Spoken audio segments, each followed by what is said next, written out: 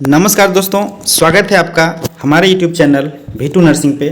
दोस्तों आज हम लोग सीरीज़ 3 पे डिस्कस करेंगे और देखते हैं सीरीज़ 3 में हमने जो क्वेश्चन लिया है वो कितना इम्पोर्टेंट है और आपका आने वाला जो एग्ज़ाम है बिहार नर्सिंग लिखित प्रतियोगिता परीक्षा उसके लिए काफ़ी ज़्यादा फायदेमंद रहेगा। ठीक है दोस्तों, तो हम लोग बारी बारी से जो है हम लोग डिस्कस करेंगे और समझेंगे आसान भाषा में।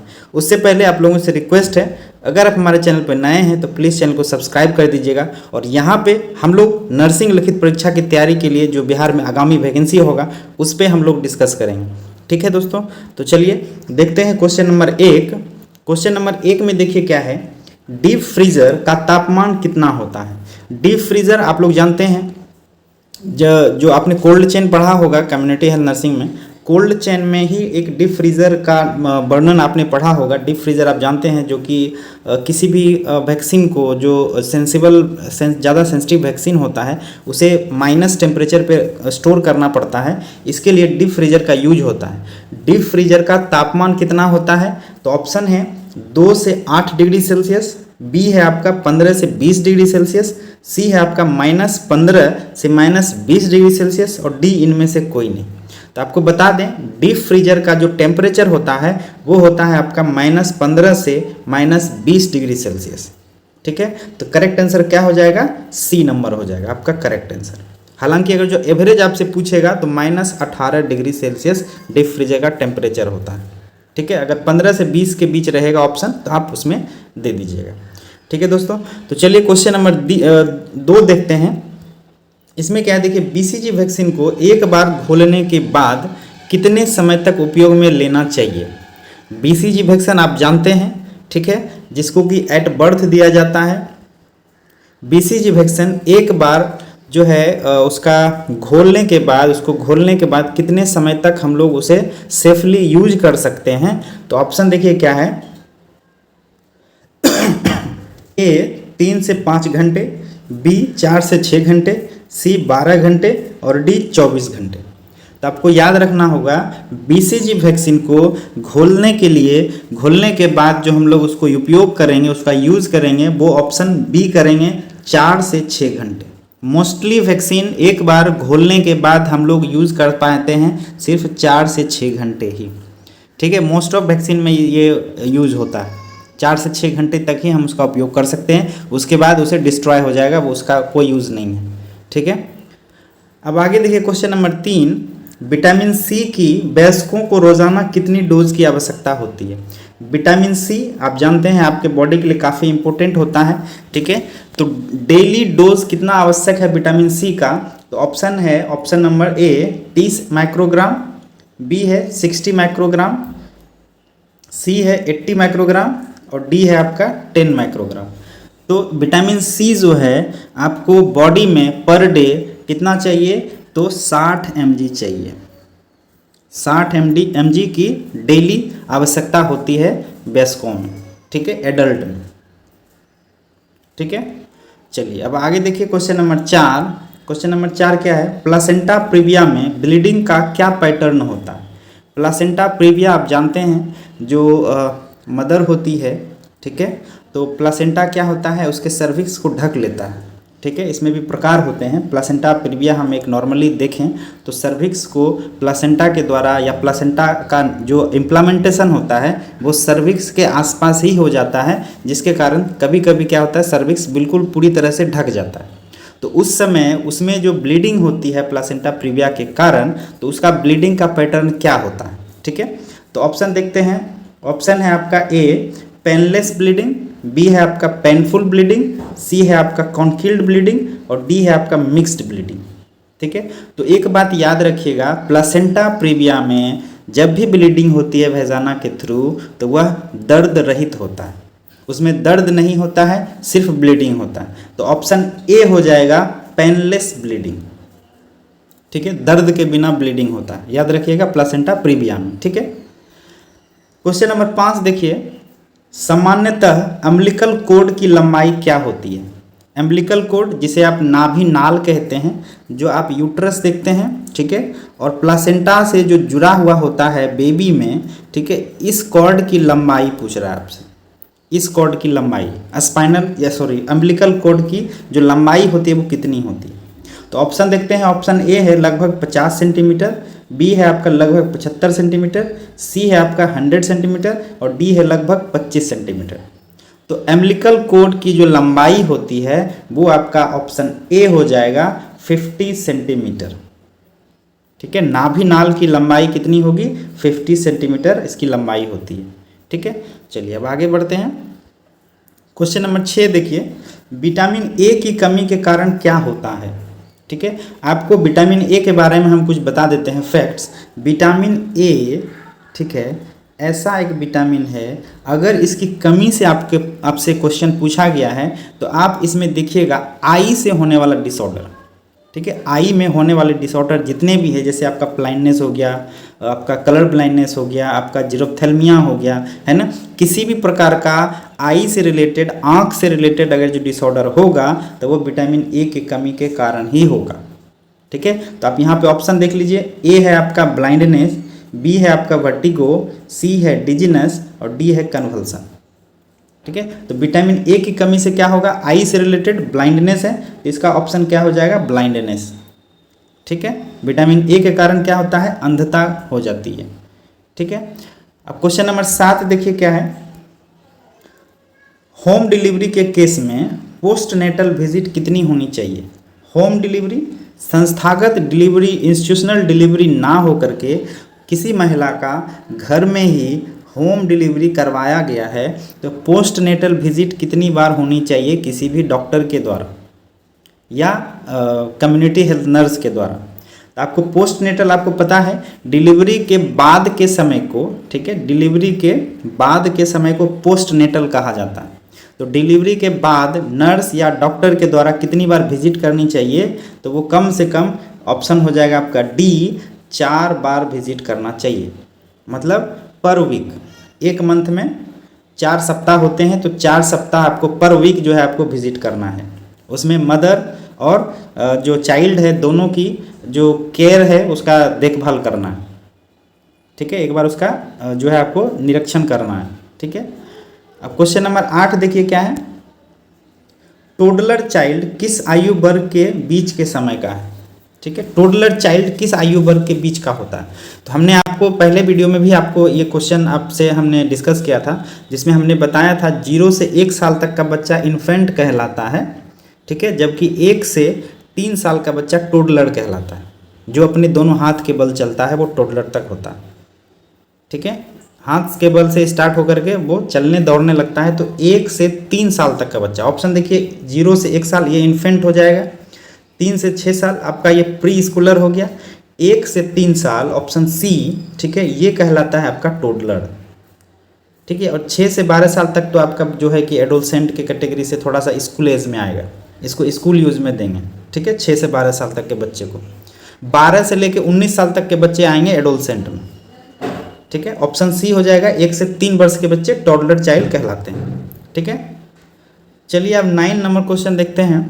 ओरल थ्रस का रोग कारक का नाम क्या है? ओरल थ्रस जिसे आप मुख पाक कहते हैं, मुंह में जो है लाल लाल दाने निकल आते हैं बच्चों में, वो किसके कारण होते हैं? तो ऑप्शन ए देख लीजिए, साल्मोनेला एल्बिकन्स, बी नंबर है बैक्टीरिया, सी है कैंडिडा एल्बिकन्स और डी है ई कोली। तो ओरल थ्रस का जो कारण है वो होता है कैंडिडा। ठीक है, और कैंडिडा में कैंडिडा एल्बिकन्स के कारण जो है आपका ओरल थ्रस होता है। तो ऑप्शन सी हो जाएगा एंड कैंडिडा एल्बिकन्स, याद रखिएगा ओरल थ्रस के, ये क्वेश्चन बहुत बार पूछा गया है।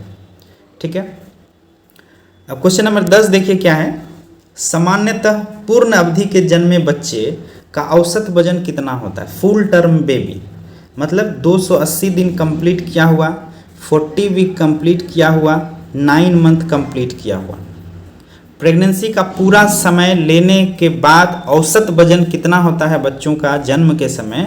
तो ऑप्शन देखिए, ए है आपका 1.5 किलो से 2.5 किलो, बी है 3.5 टू 4.5 kg और सी है आपका 2.5 से लेके 3.5 kg और डी है ऑप्शन 4.5 से लेके 5.5 kg। तो आपको बता दें इंडिया में जो बच्चे जन्म लेते हैं, ठीक है, फुल टर्म में, उसका जो औसत वजन होता है, एक एवरेज वजन होता है, वो आपका ऑप्शन सी होता है 2.5 किलो से लेके 3.5 किलो, 2.5 kg से लेके 3.5 kg इसका राइट आंसर हो जाएगा। ठीक है, अब क्वेश्चन नंबर 11 देखते हैं। बच्चों में इंटीरियर फंटानेल सामान्यतः कब बंद हो जाती है? आपको पता है बच्चों में इंटीरियर फंटालेंट एक पोस्टीरियर फंटालेंट होता है। ठीक है, 2 फंटालेंट होते हैं जिसे आप चांद कहते हैं। जैसे ये बच्चे का स्कल है, ठीक है, तो एक फ्रंट में होगा, यहाँ पे बनता है एक इंटीरियर फंटालेंट, और एक फंटालेंट यहाँ बैक में बनता है, इसका पीछे में। तो याद रखिएगा इंटीरियर फंटालेंट जो है आपका 12 से 18 महीना में बंद होता है। ठीक है, 12 से 18 महीना, जान के कना रही है ना, कितना हो जाएगा इंटीरियर फंटालेंट 12 से 18 महीना। जबकि पोस्टीरियर फंटालेंट आपसे पूछेगा तो वो उसका जो समय होता है वो 3 मंथ का होता है, 3 महीना। याद रखिएगा इंटीरियर फंटालेंट 12 से 18 महीना, पोस्टीरियर फंटालेंट पूछेगा तो वो होगा 3 मंथ। ठीक है, तो ऑप्शन सी हो जाएगा इसका राइट आंसर। ठीक है, अब क्वेश्चन नंबर 12 देखिए, डायलिसिस किसके उपचार के लिए प्रदान किया जाता है? डायलिसिस आप जानते हैं जिसमें से एक मशीन के द्वारा ब्लड को फिल्टर किया जाता है। किस कंडीशन में किया जाता है? तो ऑप्शन देखिए, ए नंबर है आपका कार्डियक फेल्यूर, बी नंबर है रीनल फेल्यूर, सी नंबर है लीवर फेल्यूर और डी नंबर है हार्ट अटैक। तो डायलिसिस की ज़रूरत कब पड़ती है? जब आपका किडनी बिक जिसे कहते हैं, किडनी काम करना बंद कर देता है या किडनी का खराब हो जाना। ठीक है, तो ऑप्शन क्या आ जाएगा? ऑप्शन आ जाएगा बी रीनल फेल्यूर, जिसे आप किडनी फेल होना कहते हैं। ठीक है, किडनी फेल होने के कारण ही हम लोग डायलिसिस का हेल्प लेते हैं। ठीक है दोस्तों, तो ऑप्शन हो जाएगा बी नंबर रीनल फेल्यूर। अब आगे बढ़िए क्वेश्चन नंबर 13, इसमें क्या है? डेंगू कौन से मच्छर के काटने से होता है? डेंगू फीवर जिसे आप जानते हैं किस मच्छर के काटने से होता है? तो ऑप्शन देख लीजिए, एडिस मस्क्यूटो, बी है क्यूलेक्स मस्क्यूटो, सी है एनाफिलीज मस्क्यूटो और डी है कुलिसेटा मस्क्यूटो। ठीक है, तो क्या हो जाएगा आपका? ऑप्शन नंबर हो जाएगा आपका एडिस मस्क्यूटो। ठीक है, ऑप्शन ए हो जाएगा राइट आंसर। एडिस मच्छर जो है काटने से डेंगू होता है। ठीक है दोस्तों, चलिए अब क्वेश्चन नंबर 14 देखते हैं। किसी अन्य व्यक्ति की क्रिया को दोहराने की क्रिया क्या कहते हैं? किसी अन्य व्यक्ति के द्वारा किया जाने वाला कार्य को कोई व्यक्ति रिपीट करता है, कॉपी करता है, तो उस कंडीशन को क्या कहा जाता है? तो आप ए नंबर में देखिए निगेटिविज्म, बी है हॉल्यूसिनेशन, सी है आपका इकोलेलिया और डी है इकोपरेक्सिया। तो याद रखिएगा ये टर्मिनोलॉजी है, किसी अन्य व्यक्ति की क्रिया को दोहराने को क्या कहते हैं? तो ऑप्शन हो जाएगा डी राइट आंसर, इकोपरेक्सिया। ठीक है, इकोपरेक्सिया हो जाएगा इसका राइट आंसर। ठीक है, चलिए अब क्वेश्चन नंबर 15 देखते हैं। अपरा जिसे आप प्लेसेंटा कहते हैं का आकार कैसा होता है? ये क्वेश्चन भी बहुत बार पूछा गया है। प्लेसेंटा का आकार कैसा होगा? स्फेरिकल का जो होता है वो इस प्रकार का शेप होता है। डिस्क्वाइड है, डिस्क्वाइड गोल होगा, लेकिन इसका जो सब जगह जो है एक समान, इसका जो थिकनेस होगी, जो इसकी चौड़ाई होगी, जो इसका हाइट होगा वो सब जगह सेम होता है। ओवल शेप पूछ रहा है और फिशिफॉर्म पूछ रहा है। तो ओवल शेप में क्या होता है? साइड का जो किनारा होता है वो पतला होता है, जबकि इसके बीच का जो हिस्सा होता है वो मोटा होता है। ठीक है, इसके बीच का हिस्सा मोटा होगा जबकि इसके साइड का हिस्सा क्या होगा? पतला होगा। तो कौन सा शेप कहलाता है? वो ओवल शेप कहलाता है। तो प्लेसेंटा का आकार कैसा होगा? तो ओवल शेप में होगा। ठीक है, ओवल शेप याद रखिएगा। अब क्वेश्चन नंबर 16 हम लोग देखते हैं। फर्टिलाइज्ड ओवम गर्भाशय में कितने दिन बाद इम्प्लांट होता है? फर्टिलाइज्ड ओवम, ठीक है, जब ओवम और स्पर्म जब इसमें मिलते हैं तो वो फर्टिलाइज्ड कहलाता है। फर्टिलाइज्ड ओवम जो है फैलोपियन ट्यूब के मदद से जब यूट्रस में आएगा इम्प्लांट होने के लिए, तो उसमें कितना समय लगता है? तो आप जानते होंगे इसमें जो समय लगता है वो ऑप्शन बी होगा राइट आंसर। ठीक है, ऑप्शन बी 7 से 8 दिन। 7 से 8 दिन में ही क्या होता है? फर्टिलाइज्ड ओवम इम्प्लांट हो जाता है यूट्रस में। ठीक है, चलिए अब क्वेश्चन नंबर 17 हम लोग देखते हैं। देखिए, मिसिंग बॉडी पार्ट के लिए उपयोग में ली जाने वाली उपकरण को क्या कहते हैं? मिसिंग पार्ट मतलब मान लेते हैं कोई व्यक्ति है, ठीक है, कोई व्यक्ति है, उसका एक हाथ किसी एक्सीडेंट में ठीक है, या उसका पैर किसी एक्सीडेंट में जो है उसको काटना पड़ गया, ठीक है, तो उस कटे हिस्से में जो उपकरण यूज किया जा रहा है उसे क्या कहते हैं? आपने देखा होगा बहुत से लोगों को जो है एक कृत्रिम अंग का उपयोग करते हैं, ठीक है, तो वही हम इसमें पूछा जा रहा है, कृत्रिम अंग का जो उपकरण जो यूज किया जाता है उसे क्या कहा जाता है? तो ए नंबर ऑप्शन देखिए प्रोनेशन, बी है एबडक्शन, सी है एक्सटर्नल रोटेशन और डी है आपका प्रोथेसिस। तो मिसिंग बॉडी पार्ट जब हम लोग बॉडी में यूज करते हैं एक कृत्रिम वाले उपकरण को, तो उसे क्या कहा जाता है? ऑप्शन हो जाएगा डी, प्रोथेसिस कहलाता है, ठीक है, प्रोथेसिस। अब आगे देखिए 18 नंबर क्वेश्चन, अपगार स्कोर का उपयोग किसका आकलन करने के लिए किया जाता है? आप लोगों ने चाइल्ड हेल्थ नर्सिंग में अपगार स्कोर पढ़ा होगा, ठीक है। आप इसमें देखिए ऑप्शन रेस्पायरेशन, रेफ्लेक्स रेस्पॉन्स, सी हार्ट रेट और डी ऑल ऑफ दीज। तो अपगार आप जानते होंगे फुल फॉर्म, ए हो गया आपका अपीरियंस, ठीक है, पी हो गया आपका पल्स, ठीक है, जी हो गया आपका ग्राइमेस और ए हो गया एक्टिविटी और आर हो गया रेस्पायरेशन। आप इसमें देख लीजिए रेस्पायरेशन भी है, रिफ्लेक्स आपका एक्टिविटी हो गया, हार्ट रेट आपका पल्स हो गया।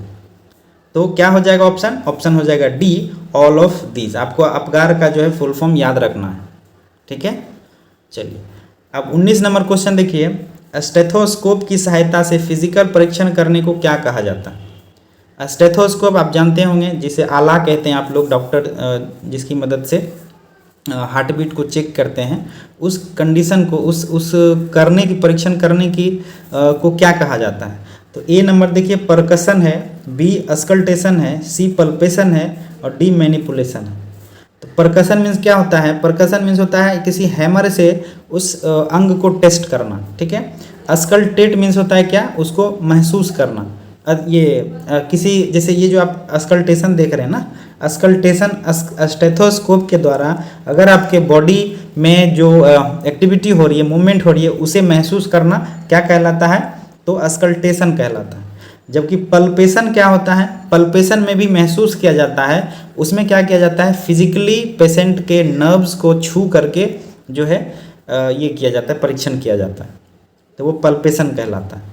अस्कल्टेशन स्टेथोस्कोप की मदद से, पल्पेशन बाय हैंड, ठीक है। तो ऑप्शन क्या हो जाएगा? बी हो जाएगा राइट आंसर। अस्कल्टेशन स्टेथोस्कोप की सहायता से फिजिकल परीक्षण करने को कहते हैं, ठीक है। क्वेश्चन नंबर 20 देखिए, मेडिकल ऑफिसर के प्रिस्क्रिप्शन में एचएस का अर्थ क्या है? जिसे आप होरा सोमानी कहते हैं, होरा सोमानी, ठीक है, इसका फुल फॉर्म होता है। ऑप्शन है दिन में 3 बार दवाई लेना, ठीक है, बी है यदि आवश्यक हो तो आपात स्थिति में दवाई लेना, सी है दिन में 2 बार दवाई लेना और डी है सोने के समय दवाई लेना। तो ऑप्शन हमने देख लिया। अब हम एक बताते हैं आपको, दिन में 3 बार दवाई लेने को क्या कहा जाता है? तो आपका टीडी कहा जाता है, ठीक है। अगर आप यदि आवश्यक हो तो आपात स्थिति में क्या कहा जाता है? स्टेटिस या स्टेट कहलाता है, ठीक है। दिन में 2 बार लेना बीडी कहलाता है, जबकि सोने के समय लेना क्या कहलाता है? एचएस कहलाता है, ठीक है। तो राइट आंसर क्या हो जाएगा? डी हो जाएगा। सोने के समय दवाई लेने को क्या कहा जाता है? तो एचएस कहा जाता है। प्रिस्क्रिप्शन में डॉक्टर के द्वारा सोने के समय दवाई लेने को एचएस से इंडिकेट करते हैं, ठीक है। चलिए अब 21 नंबर क्वेश्चन देखिए, वृद्धावस्था की चिकित्सा देखभाल शाखा क्या कहलाता है? वृद्धावस्था जो ओल्ड पेशेंट हैं, ओल्ड पेशेंट का जो ट्रीटमेंट किया जाता है, उसका देखभाल किया जाता है, उस शाखा को क्या कहा जाता है? तो ऑप्शन देखिए, ऑप्शन ए है पीडियाट्रिक, बी है जेरियाट्रिक, सी है ऑर्थोपेडिशियन और डी है फार्माकोलॉजी। पीडियाट्रिक क्या होता है? जहाँ बच्चों का देखभाल किया जाता है, ठीक है। और ऑर्थोपेडिशियन क्या होता है? जहाँ पे हड्डी से रिलेटेड केयर किया जाता है, ठीक है। फार्माकोलॉजी औषधि को लेके होता है, मेडिसिन को लेके, ड्रग को लेके होता है। जबकि ऑप्शन बी देख लीजिए, जेरियाट्रिक होता है। जेरियाट्रिक मीन्स होता है ओल्ड एज पेशेंट की सेवा या देखभाल करना। तो वृद्धावस्था की चिकित्सा देखभाल जेरियाट्रिक कहलाता है, ठीक है, जेरियाट्रिक, ठीक है। अब आगे देखते हैं क्वेश्चन नंबर 22। इसमें क्या है? कॉप्लिक स्पॉट किस रोग का जैविक चिन्ह है? कॉप्लिक स्पॉट किस रोग में देखा जाता है?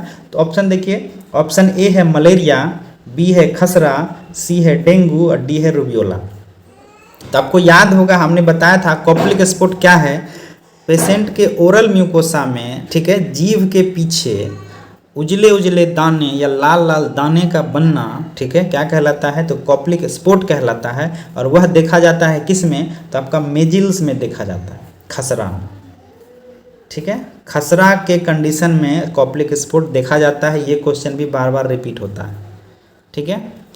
चलिए अब तीसरा देखिए, 23 नंबर देखिए, बीसीजी वैक्सीन कब तक दी जाती है? तो बीसीजी वैक्सीन हमने आपको बताया था कि एट बर्थ दिया जाता है बीसीजी।